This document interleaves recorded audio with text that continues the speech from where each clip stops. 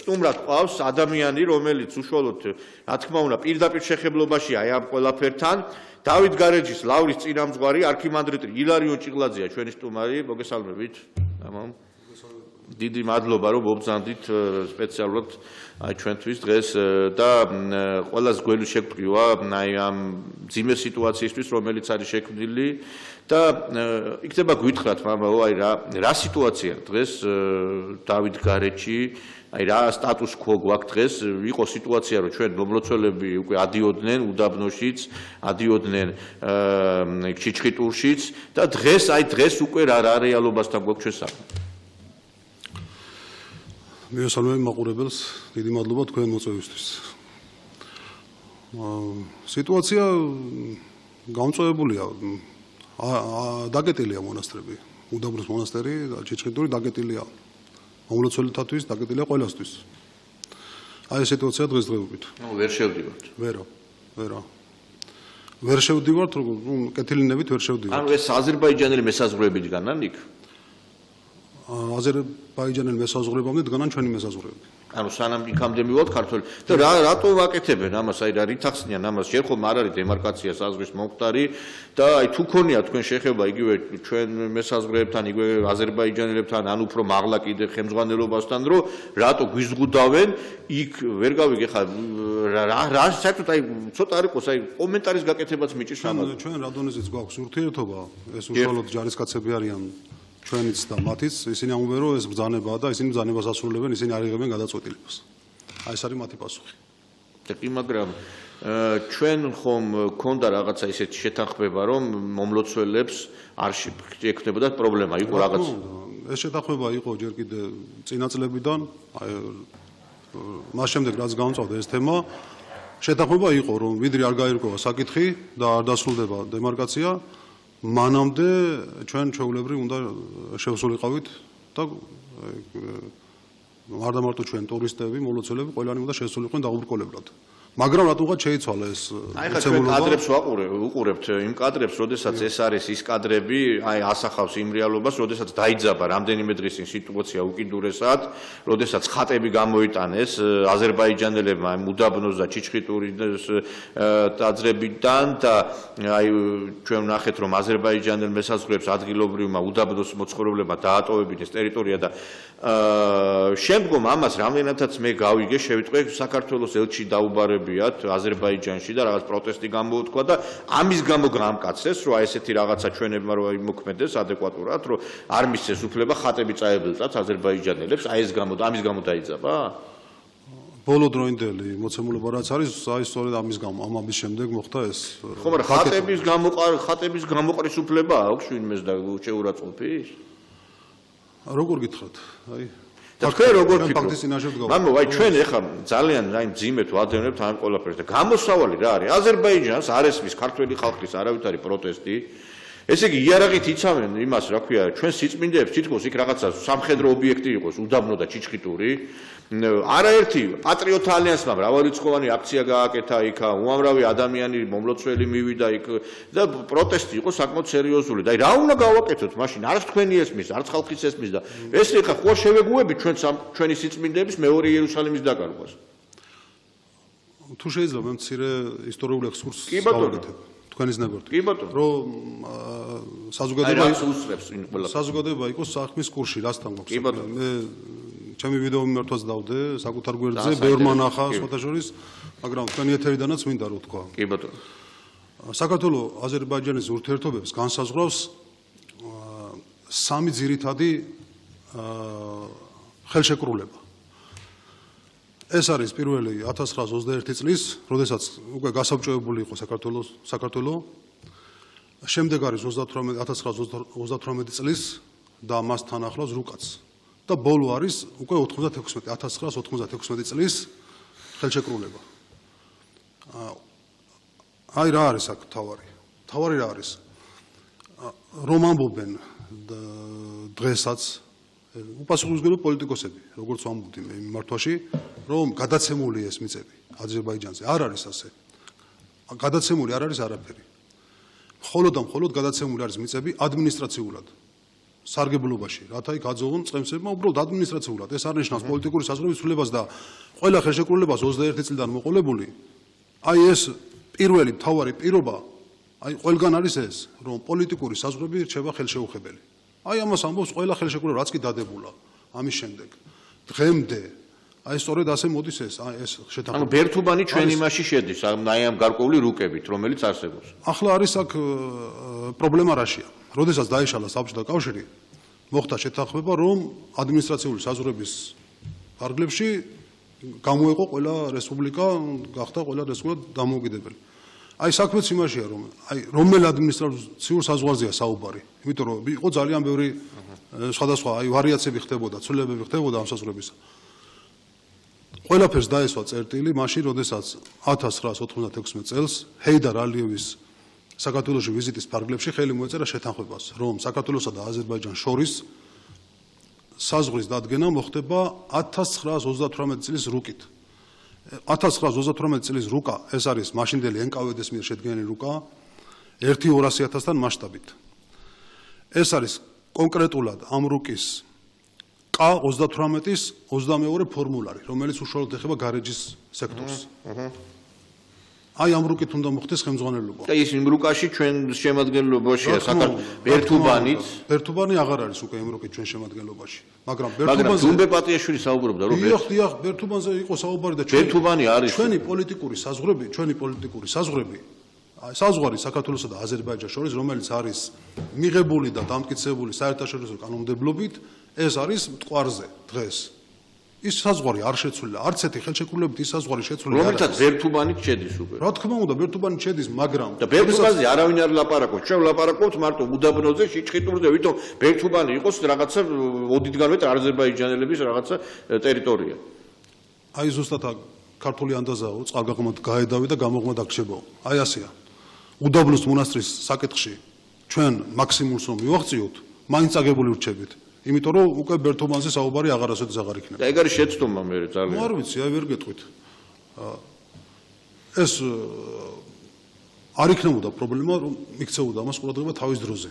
მაგრამ ჩვენ უნდებით ერთმანეთის ლანძღვას, ერთმანეთის გინებას, ჩხუბს, დავიდარებას ვეგადა აი დღემდე ასე მოვდივართ და არ ჩამოყალიბდა. აი რა უნდა ვქნათ, აი მაშინ აი რა გავაკეთოთ, აი ყველა ისტორიულადაც, პოლიტიკურადაც, აი რუკებითაც რაღაცას იშველიებენ ისინი, ნაციონალებმა გაუმაგრეს ზურგი, მე თუ მკითხავ მაგ ყველაფერს, რომ ჩვენ ცოტა მოგვიანებით შემოგთავაზოთ აი მათ განცხადებებს, მაგრამ აი რა გავაკეთოთ, როდესაც აზერბაიჯანს ვერაფერს ვერ ვაგებინებთ, კარგად ვიცით ისიც რომ ქვეყანა მძიმე მდგომარეობაში, ხა როდესაც მაგალითად თავით გარეჯე ვლაპარაკობთ, ვიღაცები მე აი შინაური რენეგატები აბა ომი ხო არ დაუწყოთ აზერბაიჯანს. აბა რა ვქნათ, ომი ჯერ ეგერთიც არავინ არ ითხოვს, რომ ომი დავიწყოთ, მაგრამ რა ვთქვათ, დავთმოთ ეს ტერიტორია. აი რა გავაკეთოთ, თქვენ პირადად რა გამოსავალს ხედავთ, როდესაც აი ესეთ შიხურ სიტუაციაში ვართ აი ამ დავით გარეჯთან მიმართებაში.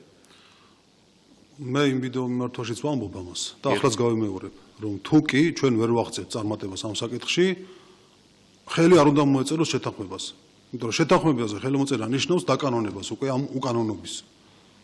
და დღესდღეობით არანაირი საერთაშორისო სამართლით აზერბაიჯანები არ არიან მართანი. არ მინდა მე ამის თქმა, მაგრამ ჩვეულებრივ ოკუპირებული აქვს საქართველოს ტერიტორია. აზერბაიჯანის მხარეს. ეს ასეა, ფაქტია. მე უბრალოდ არ მინდა რაღაც რომ რაღაც გამომწვავო, რაღაც თითქოს რაღაც კოშმარები დავხატო, მაგრამ ფაქტია ეს დღეს. ჩვენგან უნდა მკაცრი რეაგირება. და ეს მკაცრი არ აჩანს. ეს არის არაკომპეტენტურობა შესაბამისი უწყებებისა. მე არ მინდა უფრო უარესი და თითქოს და გაყიდული იყოს ეს ყველაფერი. მე უფრო არაკომპეტენტურობის ბრალი მგონია. აი ხელისუფლებასთან თუ ქონია ჩეხები, ხა თუ ჩამოსულან იქ და თუ ეხა აი იმიტომ რომ ეხა ეს საკითხი რა, დავით გარეჯი მარტო თქვენ ისე გამოდის რომ 6 ბერი მონაზონის და რაღაცა წინამძღვრის იყოს ეს დავით გარეჯი არის მთელი საქართველოსი და ქრისტიანული ცივილიზაციის რაღაცა აკვანი არის. მეორე იერუსალიმს ყველა არ ეძახიან და 6000 გარეჯელი ყველა ხო არ ეწამა. აი ხელისუფლებიდან თუ გაქვთ რაღაცა მხარდაჭერა, რაღაცა იმიტომ რომ აი რაღაცა თითქოს მიტოვებულივით ეხა ერთი ის გამიხარდა რომ გზის გაყვანა დაიწყეს და ძალიან კარგია ეს ძალიან ცუდი გზაა მისასვლელი და ეს კარგია რომ ხელისუფლებამ ეს დაიწყო. აი რა ხდება ამ ხელისუფლებიდან არის რამე ამაზე აი ამ ყველაფერზე რომ არ უშვებენ იმ მომლოცველებს იქ? მხოლოდ პირობები ისმის, რომ აი თქვა ამდენ ხანში ასე რაღაც აი ველოდებით. მეტი არაფერი. რაღაცა რეალური არაფერი. ირაკლი ღარიბაშვილი იყო ჩართული თითქოს აი ამ საკითხში, ესეც გავიგე, რომ ისინი ის გვეუპირდებოდა თქვენ, რომ რაღაცა ცოტა ხანში რაღაცა უკეთესობა იქნება და რაღაცა ბატონ ირაკლისთან მე ამ მქონია ურთიერთობა, მამა კირიონი ურთიერთობა მან თქვა ამასინად მამა კირიონმა. ირაკლისთან ურთიერთობაზე. იყო საქმის გულში, როცა იყო პრემიერ-მინისტრი, მაგრამ მე მოხდა ისე, რომ გაათავისუფლეს პრემიერ-მინისტრობიდან და ეს მთავრობის გადასაწყვეტია ეს საკითხი. ეს არის აუცილებლად ოფიციალურად გადასაწყვეტი. სპონტანურად რაღაც ასე კი გასაგებია, იმ ადამიანების რეაქციაც გასაგებია და გულის ტკივილი, ვინც იყო ის ასული ამასინად და მოხდა ის ინციდენტი, მაგრამ რა თქმა უნდა ასე საკითხი არ წდება. ეს ასეთ პოლიტიკურ საკითხზე ეს არასერიოზული მიდგომაა, რა თქმა უნდა. და ჩვენ მემიჯნებით ძალადობას. თქვენც არ გიშვებენ იქ იმ სალოცავებში, რომ წირვა-ლოცვა აღავლინოთ, იქ მე რამდენადაც ვიცი ადიოდნენ იქ და ლოცულობდნენ და ეხლა თქვენც შეზღუდული გაქვთ იქ მისვლა? დღესდღეობით კი. დღესდღეობით შეზღუდულია. და ის საპატრიარქოს მხრიდან თუ კეთდება, ეხლა მესმის რომ თქვენ საპატრიარქოს ნაწილი ხართ, მაგრამ აი უფრო რაღაცა აი მე მესმის რომ ადრე იყო განცხადებები, როდესაც ძალიან დაიძაბა სიტუაცია, მართლა ცეცხლი იყო დანთებული და საპატრიარქომ გაკეთა განცხადება, რომ მოდი დავშვიდეთ, ცოტა დაველოდოთ მოვლენებს, კომისიას დაველოდოთ. ეს კომისიაც კიდე თუ მუშაობს იქ ადგილზე და აი საპატრიარქოს როლზეც გითხარით. საპატრიარქო რა თქმა უნდა ახლა ვერ გაამწვევს სიტუაციას და ყოველთვის ეცდება რომ არა იქ რო არიან შესრულები ამაზე განცხადება მაინც რო ყოფილიყო არის ხოლმე განცხადებები ოფიციალურად პრეს-ცენტრი აკეთებს ხოლმე განცხადებებს და ეს ამის მეტი არც მე არ ვიცი და კომისიასთან დაკავშირებით თუ არის ადგილზე არიან ისინი მუშაობენ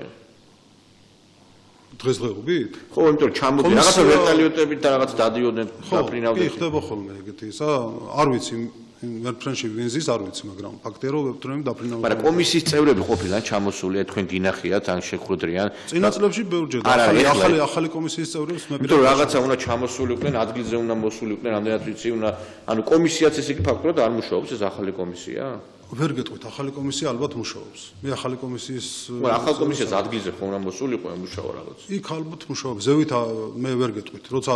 როცა სამუშაო დღე არის, ამბობენ აი ვკეტავთ იმისთვის რომ იქ კომისიები მუშაობენ, გვეუბნებიან მესაზღვრეები და იქ რა ხდება არ ვიცი. აი ასეთ ფონზე თქვენ გამორიცხავთ თუ არა იმას რომ ეს ადამიანები ნელ-ნელა მოდიან მთლიანად იკავებენ დავით გარეჯს. ჯერ ბერთუბანი დაიკავეს, მერე ჩიჩხიტური დაიკავეს, მერე დაიკავეს ეს უდაბნო და ნელ-ნელა ასე შეიძლება ლავრაში ჩამოვიდნენ ესენი ასე და ბოლოს ესე თქვა რომ ლავრა ჩვენი არის. თუ იმ აკადემიკოს დაუჯერებთ, თბილისიც მათი ყოფილა და თბილისიც ჩამოვლენ მაშინ თუ ასეა. ხო, ჩვენ მოხარც ისინი აკონტროლებს. მოხდეს არასერიოზულია რა თქმა უნდა. მაგრამ არა, ამის წინაპირობა არსებობს, რომ მათ ისინი ასეთ განცხადებებს რო აკეთებენ და ასე იქცევიან. ფაქტია. აქედან უნდა იყოს, ჩვენი მხრიდან უნდა იყოს კაცრი რეაგირება ყველა სიტყვაზე. ყველა სიტყვაზე, აი მარტო ქმედებაზე კი არა. ყველა სიტყვაზე უნდა იყოს კაცრი რეაგირება ჩვენი მხრიდან და რატომაც ეს არ ხდება? რატომ არ ხდება? ამას არ ვიცი, ვერავინ ვერ გვიხსნის. რატომ არ ხდება რეაგირება ჩვენი მხრიდან? იქ რო დაიბარეს ჩვენი ელჩი, ჩვენთან დაიბარა ვინმე აზერბაიჯანის ელჩი, რატომ არიან შემოსული ჩვენ ტერიტორიაზე? რა კანონ აი რითი იმართლებენ თავს? რომელი კანონის საფუძველზე არიან შემოსული? გითხრან, გვაჩვენონ. გვაჩვენონ და ჩვენს დამშვიდდებით, აი რის საფუძველზე არიან შემოსული. არ არსებობს ეს საბუთი, არ არსებობს ბუნებაში. და ჩვენი მხრიდან ხდება, არ ვიცი, აი რატომღაც ამ საკითხს ასე რაღაც აი მიყრუება. ვითომ არაფერი, აი სირაქლემას პოზაში დგავართ. მე ვერ გეტყვით, არ ვიცი. უარეს შემთხვევაში, უკეთეს შემთხვევაში ეს არის არაკომპეტენტურობა, უარეს შემთხვევაში არის გაყიდულია ვიღაც. თორე არ თქვენ სხვა მიზეს მე ვერ ხედავ. ღმერთმა დაგვიფაროს, რომ არც ერთი ქართველი არ შეეგუება იმას, რომ ჩვენ დავით გარეჯზე უარი ვთქვათ, ისედაც საკმაოდ ბევრი ტერიტორიას ვერ ვაკონტროლებთ, მე იმ ტერიტორიებს ვერ უწოდებ, რომ დაკარგულია, რომელიც ჩვენ დღეს იურისდიქციაში არ არის, მე ვფიქრობ, რომ ვერ ვაკონტროლებთ და დადგებად რომ დავიბრუნებთ, რამდენიმე წუთში დაგიბრუნდებით, შევისვენებთ იგივე თემით. ვაგრძელებთ მაუწყებლობას ეთერში გადაცემა სამოქალაქო საზოგადოება. დღეს ჩვენი თემა არის დავით გარეჯი. დავით გარეჯის თემა აქტუალური არა მარტო ეხლა, აი 2012-დან დღემდე ყოფილა. ეს დავით გარეჯის თემა აქტუალური იყო 80-იან წლებში, 89-90 წლებში და ამაზე სხვათა შორის მაშინ ძალიან დიდი პროტესტი იყო ახალგაზრდობის მხრიდან და ამ პროტესტმა გარკვეულწილად მაშინ შედეგიც გამოიღო.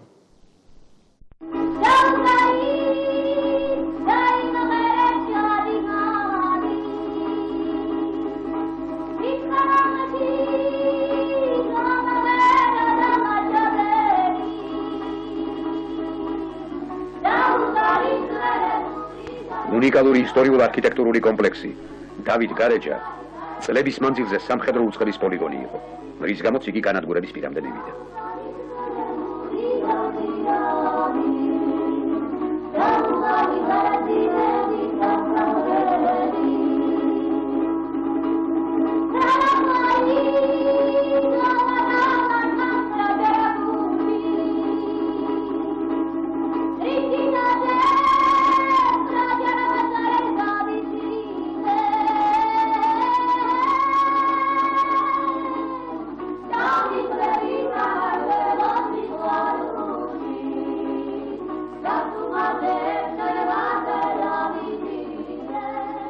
დასაცავად ნათქვამი სიტყვა აქამდე ისე გაისმოდა, ვით ხმამ ღაღადებლისა უდაბნოსა შინა. მხოლოდ ახლა, როცა ახალგაზრდობამ განგახი ზარი ჩამოჰკრა, როცა საზოგადოებრივობამ გადამწყვეტი ზომების მიღება კატეგორიულად მოითხოვა, ხელისუფლება იძულებული გახდა ყურადღება ხმა ერისა და ეზრუნა უნიკალური ძეგლის გადასარჩენად. ადრე, ალბათ ამაზე ფიქრით შეუძლებელი იყო.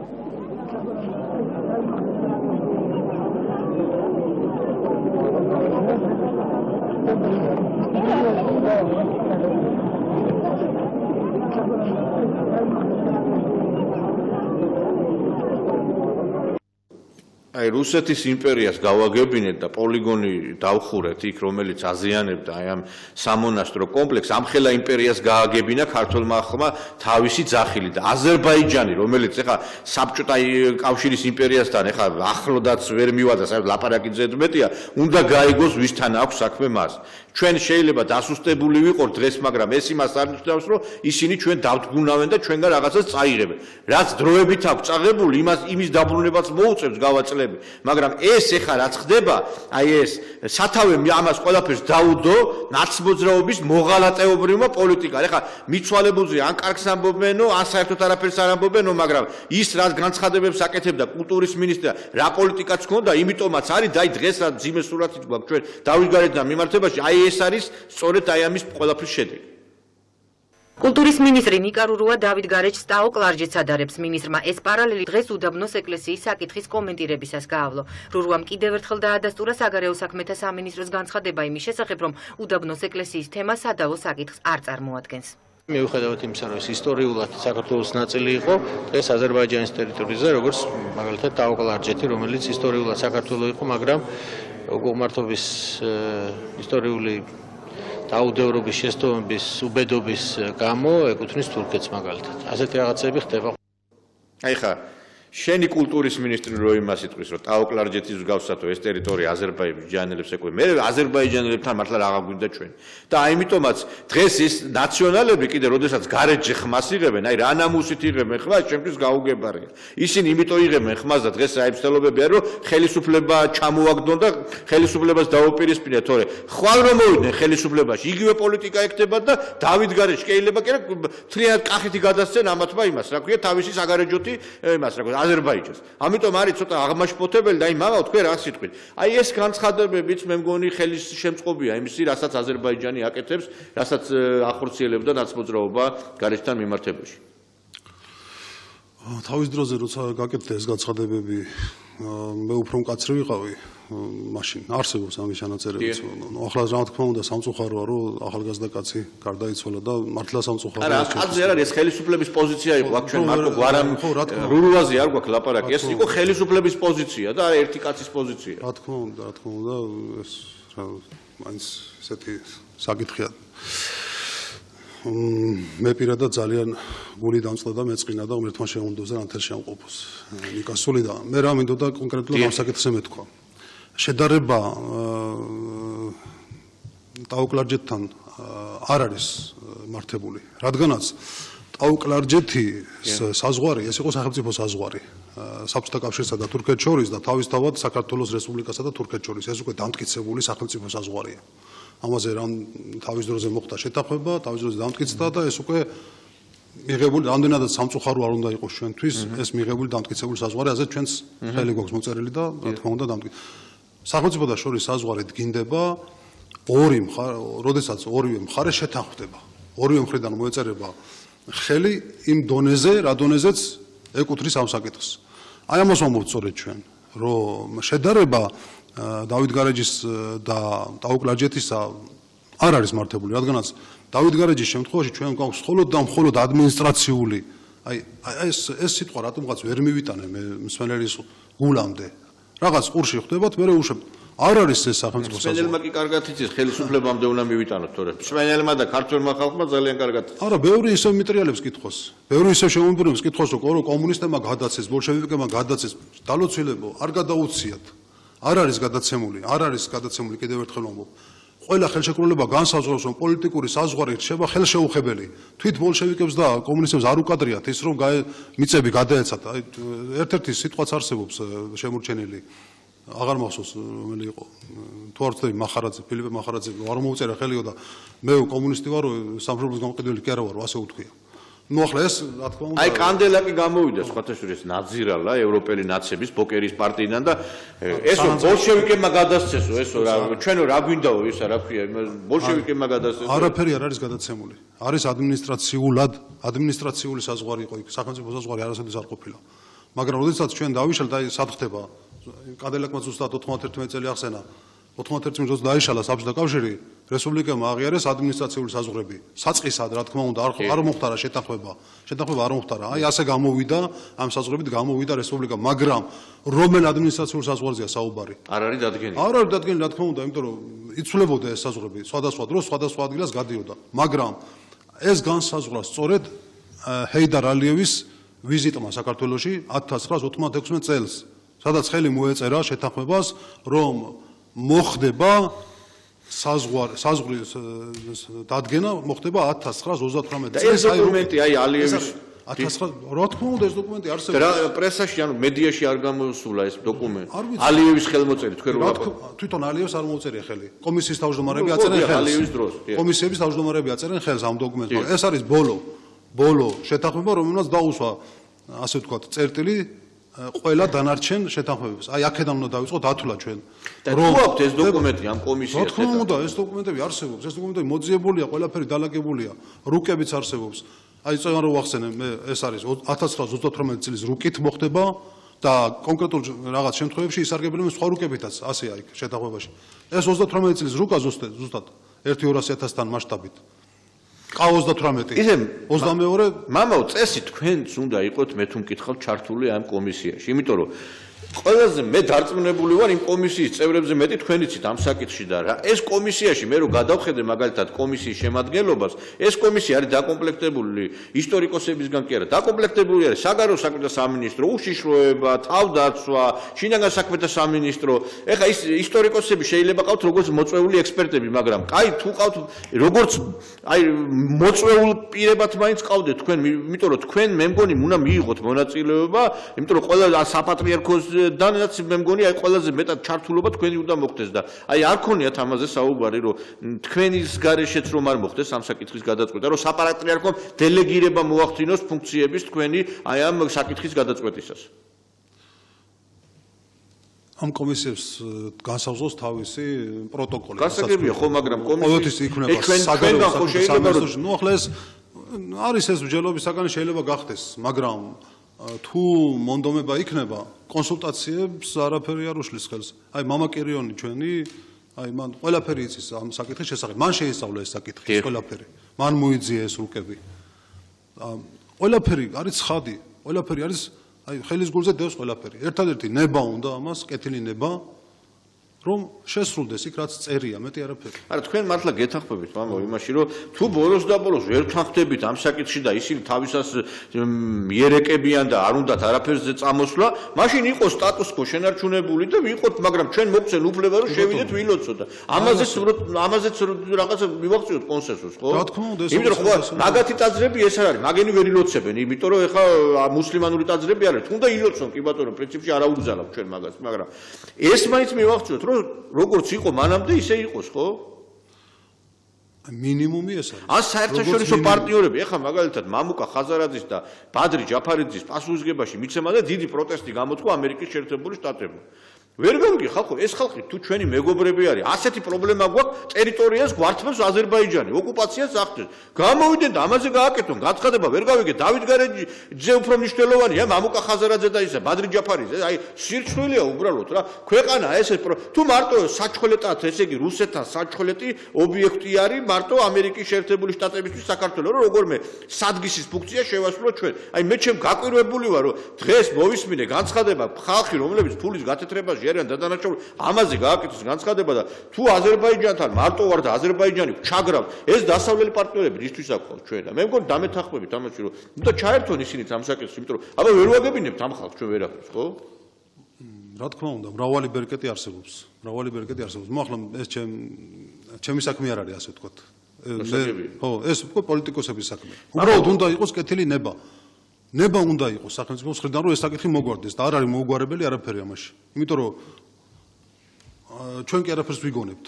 ჩვენ რაღაც მარტო ის მუხტი კი არ გამოძრებს, რაღაც პოეტური რაღაც ეს ჩვენია და ისტორიულად ჩვენია. დღესაც ჩვენია ეს, ისტორიულად კი არა, დღესაც ჩვენია ეს. ყველა კანონმდებლობით ჩვენია ეს ტერიტორია. და ისინი არასწორად არიან შემოსული. და ბერთუბანზე უნდა იყოს აგზეთვე ხაზგასმა. ძალადობრივად.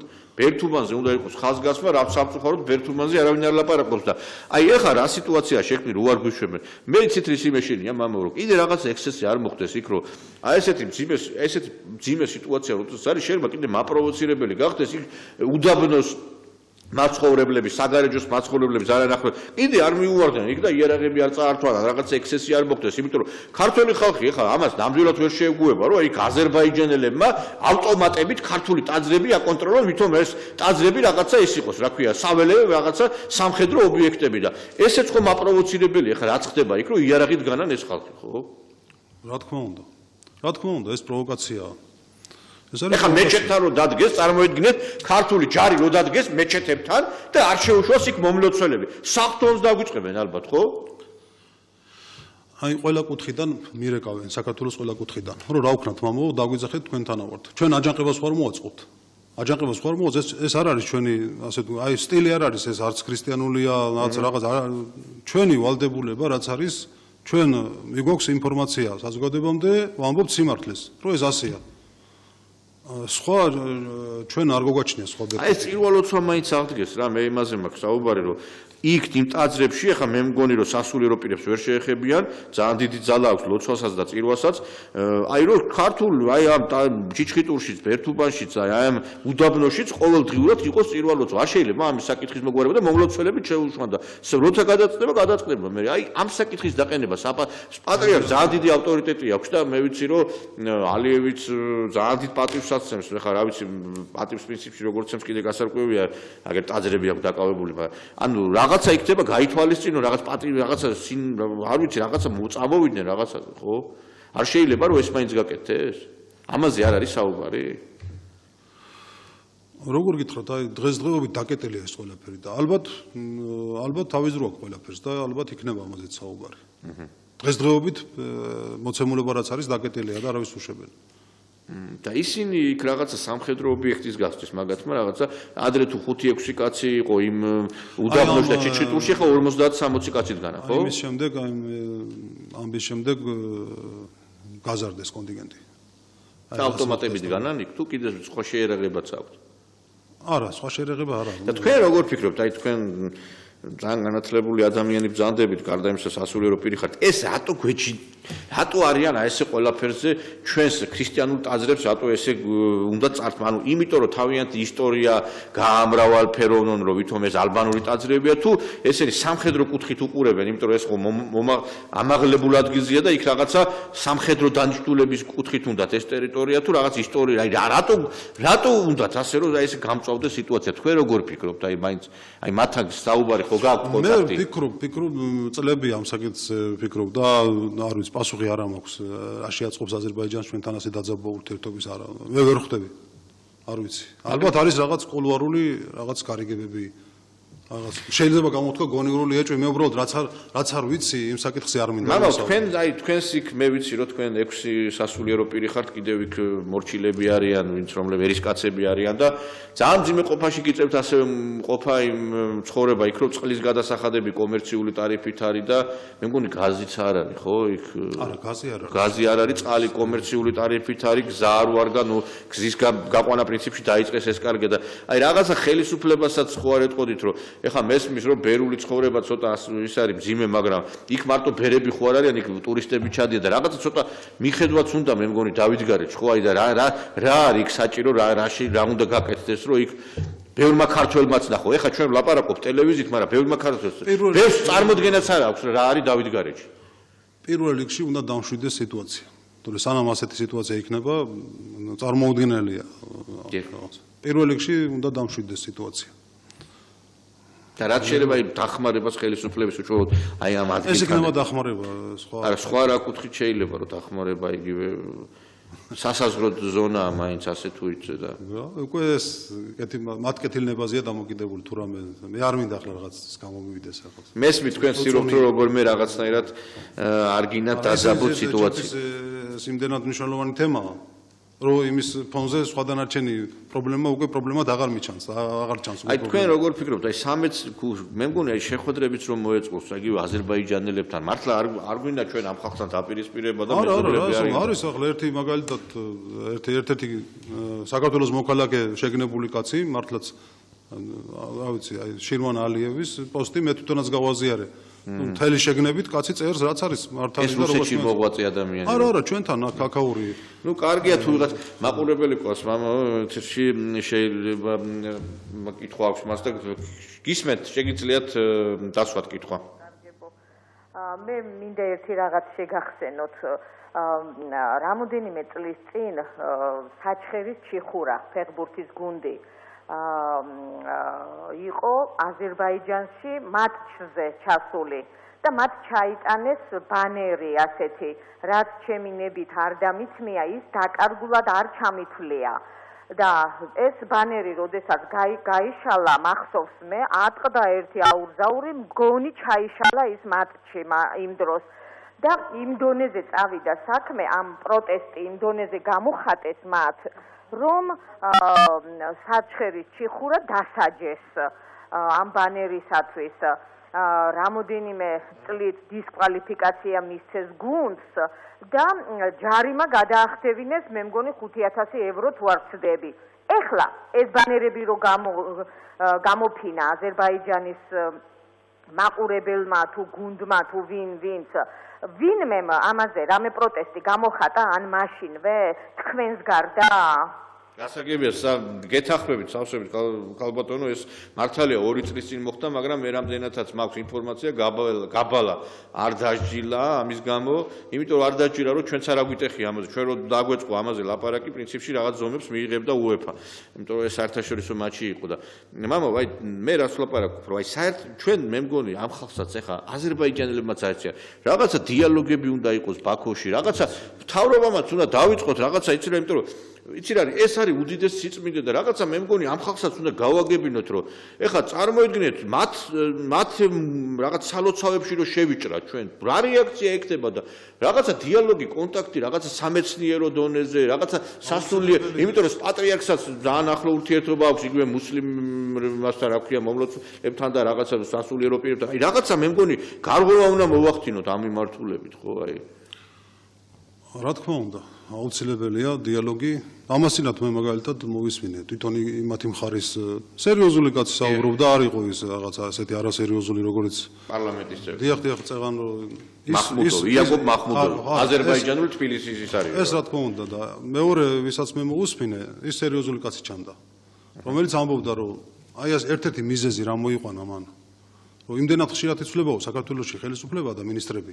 კავშირები არ აგვაქვს. აი რომ რაღაც დაურეკო ვიღაცას და უთხრა რამე არ არისო, იმიტომ რომ ძალიან ხშირად იცვლებაო. არის ეს რაღაც მომენტი თითქოს უხერხული. ნუ ახლა როცა სახელმწიფო ინსტიტუტები ისე ძლიერია, რომ იმაზე პიროვნების ცვლილება უკვე აღარ ახდენს გავლენას, გასაგებია, ეს ძლიერ ქვეყნებზეა საუბარი. მაგრამ ჩვენს პირობებში თურმე ამას მნიშვნელობა ქონია.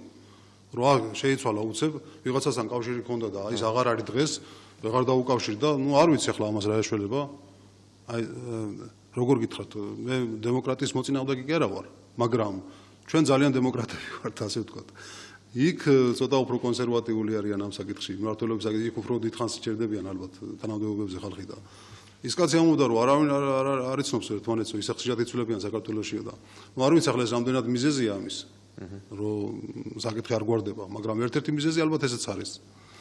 თვითონ ეს ძეგლი იუნესკოს იმაში თუ არ დაცული მას შესული კი არის კი და ჩვენ არა იუნესკოში არ არის ხო და რო შევიტანოთ რაღაცნაირად ამაზეც რო ვიმუშაოთ არ შეიძლება რომ კულტურის ძეგლთა დაცვა ამიჯერე ამაზე დიდი ძეგლი რავი არსებობს ამოიცი ახლა ვერ გეტყვით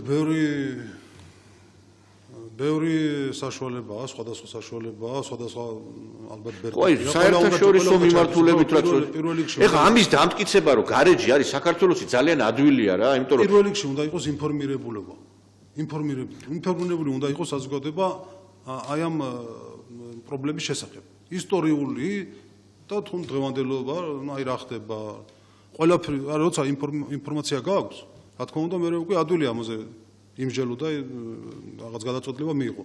აი საქმეც იმაშია რომ ყველაზე დიდი პრობლემა ამ დროს სწორედ ეს არის. აი ხა გზის გაყვანა რო გააკეთეს მაგათ ბულდოზერები რო გაიყვანეს, ეს ხო იქ იმ გზის რო გაყვანით რომ შეიძლება უამრავი წმინდანი 6000 კაცი ეწამა ბოლოს და ბოლოს ამ შეიძლება და იქ ბულდოზერების შეყვანა იმ ადგილზე რომელიც არქეოლოგიურადაც შესწავლილი არის ბოლომდე ხო ესეა რა მე მგონი დავით გარეჯი ის თლიანად არ არის შესწავლილი მაგის არ ყოფილა და აი ეს ბულდოზერების შეყვანაც არ შეიძლებოდა რაც მაგათმა გააკეთეს იქ არაფრის გაკეთება იქ არ შეიძლება, სანამ არ გაივლება საზღვარი. ისინი იქცევიან, ისე თითქოს უკვე დადგენელია და იციან რომ მათია. ესე იქცევიან რატომღაც. აი არანაირ ლოგიკაში არ ჯდება მათი ქმედება, იმიტომ რომ თუნდაც ავიღოთ უარესი და არ არის ეს ჩვენი და არის სადავო. სანამ სადავოა რატო იქცევიან ასე? ჩვენთან თუ გზა არის, ის გზა არის უკვე საუკუნეებია გაყვანილია და იქ გუშინ გაიყვანეს.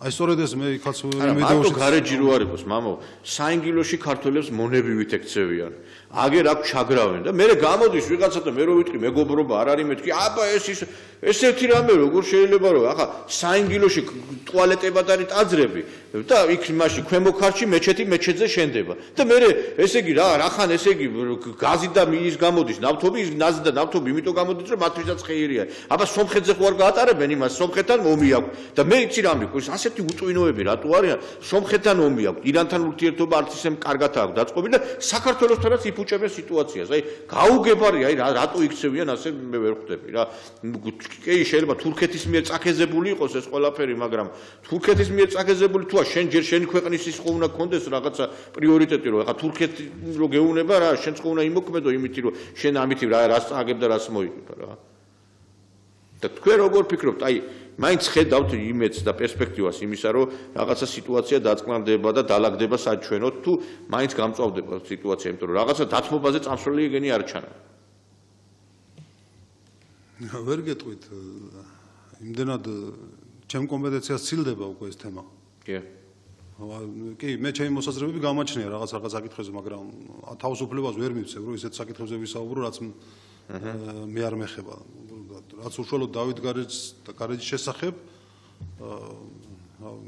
არა თუ არ დაიხიეს მაგათმა კლავა ჩაკეტილი ქონათ ეს ბერთუბანი და ჩიჩხიჭური ჩვენი მხრიდან ჩხიტური და უდაბნო უნდა რაღაც კაცრად ხელისუფლების მიმართ იქნება რა თქმა უნდა ჩვენ მე პირადად კი არა ჩვენ ყველას პრეტენზია გვექნება ჩვენი ხელისუფლების მიმართ თორე იქ რაღაც დაძაბვით და რაღაცა ესეთი სპონტანურად და ეს არ მგონია რომ ეს სერიოზული საკითხი მოგვარდეს ჩვენ პრეტენზია უნდა გქონდეს ყოველთვის ჩვენი ხელისუფლების მიმართ რომ რატომ არა გაქვთ კაცრი რეაგირება ამ ყველაფერზე გასაგებია დიდი მადლობა პატრიცემლო მაყურებლებო დღეს ჩვენი სტუმარი იყო დავით გარეჯის ლავრის წინამძვარი არქიმანდრიტი ილარიონ ჭიღლაძე დიდი მადლობა მამაო და იმედი მაქვს რომ მართლაც ჩვენ მივახცევთ აი ამ კუთხით რაღაცა გარკვეულ კონსენსუსს ნამდვილად აქვს აზერბაიჯანთან ჩვენც პირადად რომ რაღაცა გარკვეული სიტუაცია დაიძაბოს მაგრამ აზერბაიჯანმაც უნდა იცოდეს რომ ეხა სიტუაციის რაღაცა რო არ დაიძაბოს ამის გამო რომ ჩვენ აზერბაიჯანს გადავცეთ დავით გარეჯი ეს არის გამორიცხული